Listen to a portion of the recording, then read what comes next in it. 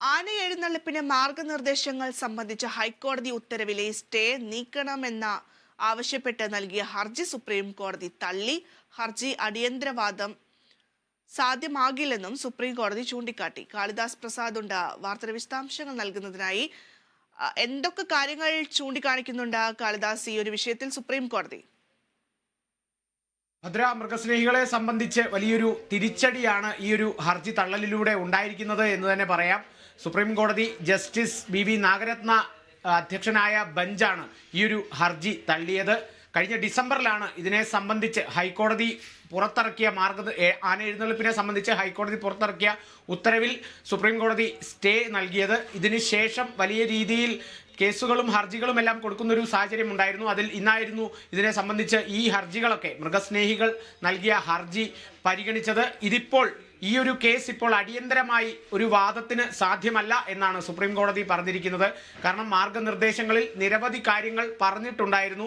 അതിപ്പോൾ താൽക്കാലികമായി സുപ്രീം കോടതി സ്റ്റേ ചെയ്ത ഒരു സാഹചര്യമാണ് ഉണ്ടായത്. പാറമേക്കാവ് തിരുവമ്പാടി ദേവസ്വം നൽകിയ ഹർജിന്റെ പുറത്താണ് പിന്നീട് സ്റ്റേ നടപടികളിലേക്കെല്ലാം കടന്നത്. ഇപ്പോൾ നിലവിൽ വെങ്കടാചലം എന്ന ഒരു വ്യക്തി നൽകിയൊരു ഹർജിയെ തുടർന്നാണ് ഈ ഒരു കേസെല്ലാം വീണ്ടും പരിഗണിക്കുന്ന ഒരു സാഹചര്യത്തിലേക്കൊക്കെ വന്നത്. കഴിഞ്ഞ ദിവസം മലപ്പുറത്ത് ഇതേപോലെ ഒരു പള്ളിയുടെ പരിപാടിയുമായി സംബന്ധിച്ച് ആന ഇടയുന്നൊരു സാഹചര്യമെല്ലാം ഉണ്ടായിരുന്നു. ഇതിനെ തുടർന്ന് ഇപ്പോൾ വീണ്ടും മൃഗസ്നേഹി സംഘടനകൾ നൽകിയൊരു ഹർജിയാണ്, മൃഗസ്നേഹി സംഘടനകൾ അടക്കം നൽകിയ ഒരു ഹർജിയുടെ പുറത്താണ് ഇപ്പോൾ ഇത്തരത്തിലൊരു തീരുമാനമുണ്ടായിരിക്കുന്നത്. അതോടൊപ്പം തന്നെ തിരുവമ്പാടി പാറമേക്കാവ് ദേവസ്വത്തിന്റെ അഭിഭാഷകരും സൂചിപ്പിച്ചിരുന്നു, ഇപ്പോൾ ശിവരാത്രി ഉത്സവങ്ങളെല്ലാം അടുത്തുകൊണ്ടിരിക്കുകയാണ്. അതുകൊണ്ട് തന്നെ ഈ ഉത്സവങ്ങളെല്ലാം അലങ്കോലപ്പെടുത്താനുള്ള ഒരു നീക്കമാണ് ഇപ്പോൾ നടക്കുന്നത്. അതുകൊണ്ട് തന്നെ ഇപ്പോൾ ഈ ഒരു സ്റ്റേ മാറ്റുന്ന നടപടികളിലേക്കൊന്നും കടക്കരുത് എന്നുള്ള തരത്തിലും വാദമുയർത്തിയിരുന്നു.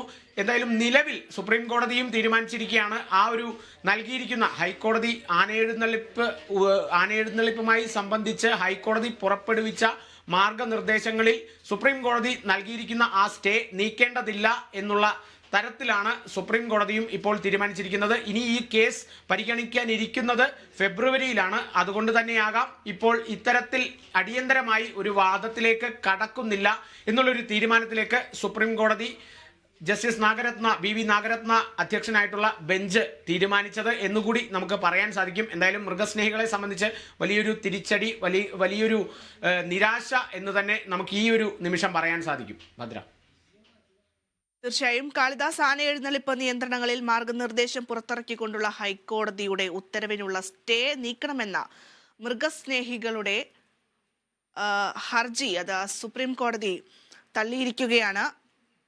കേസിൽ അടിയന്തര വാദം സാധ്യമല്ല എന്നുള്ളതാണ് സുപ്രീം കോടതി നിരീക്ഷിച്ചിരിക്കുന്നത്.